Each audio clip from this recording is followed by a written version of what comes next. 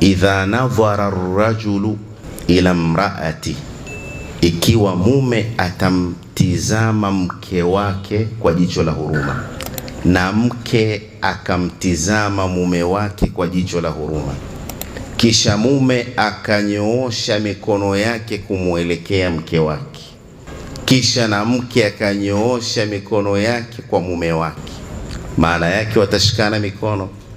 Mume amemwangalia mke kwa jicho la huruma, mke amemwangalia mume kwa jicho la huruma. Nadhara Allahu ilayhima, Mungu atawatizama wawili wao kwa jicho la rehma.